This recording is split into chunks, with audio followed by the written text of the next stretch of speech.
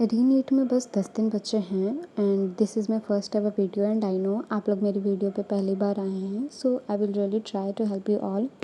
सो basically आप यहाँ हैं और आपने इस वीडियो पे क्लिक किया है, तो इसका बहुत बड़ा रीज़न ये है कि आप इस टाइम मोटिवेशन ढूंढ रहे हैं और स्ट्रेटजीज़ भी कि इन 10 दिनों में ऐसा क्या करें कि मार्क्स इंक्रीज़ करें।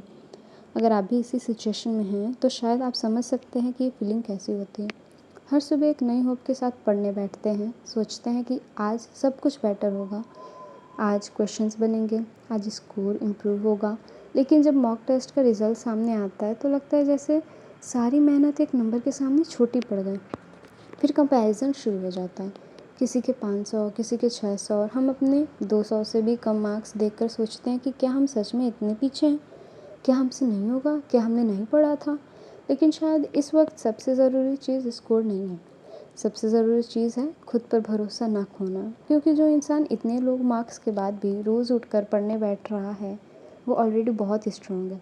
हो सकता है 10 दिन में पूरा सिलेबस ना हो सकता है स्कोर भी उतना ना बढ़े जितना हम चाह रहे हैं, लेकिन 10 दिन में हम अपनी हॉनेस्टी के साथ, कंसिस्टेंसी के साथ और फाइटिंग स्पिरिट ज़रूर दिखा सकते हैं। और सच कहूँ तो कई बार लाइफ में रिजल्ट से ज़्यादा याद ये रहता है कि मुश्किल वक्त में हमने गिव अप नहीं किया था। इसलिए अगर मॉक्स में भी 200 से कम आ रहे हैं, तुम खुद को फेलियर मत समझो। बस ये समझो कि अभी जर्नी चल रही है, अभी 10 दिन बाकी हैं, अभी 10 और मौके हैं जो खुद को प्रूव करने के हैं। और जब तक वक्त बाकी है तब तक पॉसिबिलिटी भी बाकी है। तो आज से मार्क्स के बारे में कम सोचो और हर दिन को एक चांस की तरह देखो। और अगर तुम ये वीडियो देख रहे हो और स्ट्रगल कर रहे हो तो याद रखना तुम अकेले नहीं हो।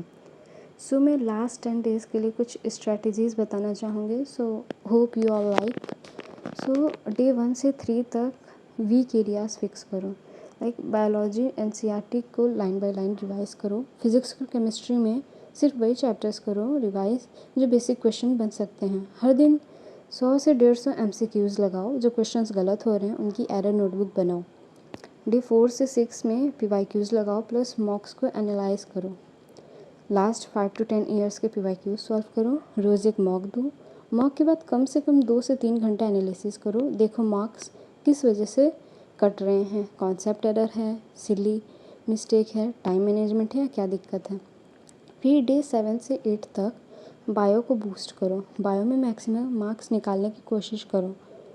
NCERT diagrams, tables, examples revise करो।